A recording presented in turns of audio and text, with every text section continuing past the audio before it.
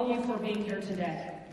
You guys are the backbone of our party, and you are why we are going to get out of this and win in 2026. So thank you, guys. I also want to thank Amy. Thank you, Amy, for your service. We really appreciate you. I'm glad to hear you're going to stay involved. And I'm excited to looking forward to working with Ben, Jeff, John, Jack, Jody, Dalton, and Jason. Sounds like a great team to lead us forward to 2026. So thank you guys for your service. Now, let's be clear about one thing before we get into the meat of what's happening in Colorado and across the country. Last year, Colorado was the bright spot for the nation. We put abortion rights into the Constitution. We passed same-sex marriage. We were one of the only states in the entire country to get more blue. And that's because of all of you, so thank you. Things are going well in Colorado, but nationally, we are in a dire state. Trump's return to office puts our democracy and rule of law at risk. Reproductive freedoms can be taken away with the stroke of his pen.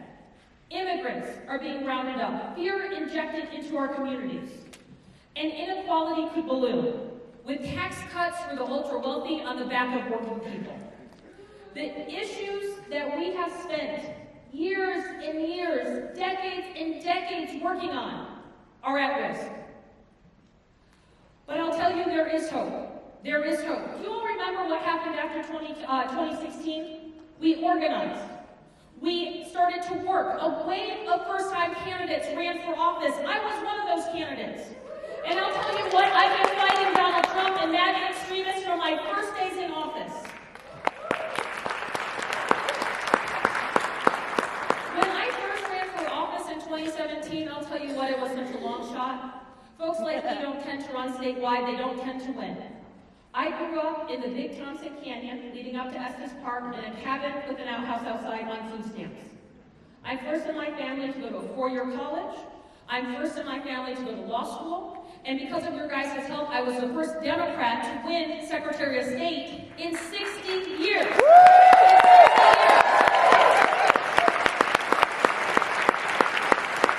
And as Secretary of State, I worked to improve our elections. 70% more drop boxes, more voting centers, parolee reenfranchisement, guaranteed access, public universities and tribal lands, automatic voter registration. The Colorado election model works. We lead the nation in turnout. We lead the nation in registration. And when the far right has tried to undermine our democracy, I've been there.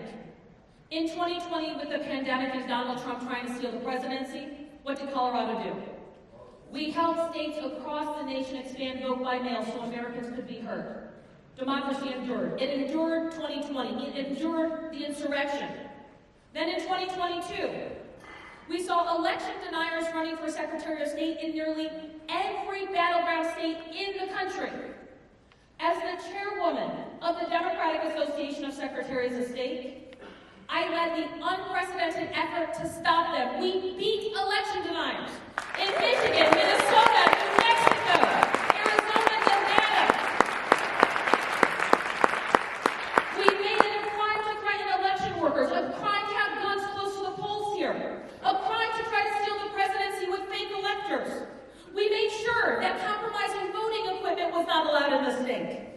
And in 2024, I followed the Constitution and argued Donald Trump should not be eligible for president because he's an oath-breaking insurrectionist. What did I think?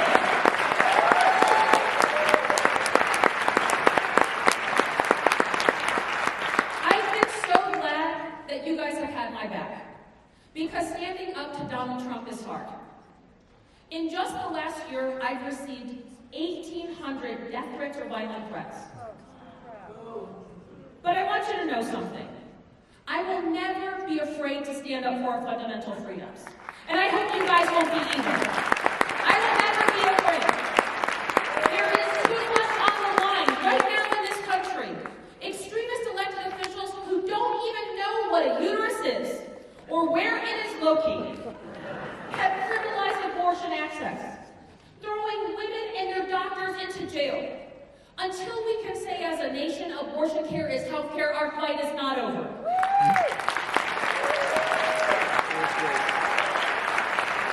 We cannot stand by and let parents be afraid of sending their kids to school. I have an almost 6-month-old right now, and we need an assault weapons ban immediately in the state of Colorado. The votes are there, we have to get it done. And we have to take action on the climate crisis, investing in a clean energy future that creates good union-paying jobs. Every Coloradan should have access to a good-paying job. We shouldn't have to work 2 or 3 jobs to get by. That means lowering costs and raising incomes and addressing the corporate greed and the record levels of inequality. While extremists are trying to take us backwards, Colorado only knows one direction: forward. We will only move forward. We will make sure Colorado remains a place that regardless of who you love, the color of your skin, your gender, you are welcome here. Make no mistake, there are dark days ahead. But in the words of the great Reverend Martin Luther King Jr., it's only in the darkest of nights that we can see the stars. Those of us committed to fighting for true justice, we need to be the light. We need to be the light and illuminate a dark nation. My term as Secretary of State may be ending in a few years, but my service is far from over. It is going to take all of us working together to protect our freedoms, our state, and our nation. So thank you, Boulder County Democrats. I am optimistic because of all of you. Thank you.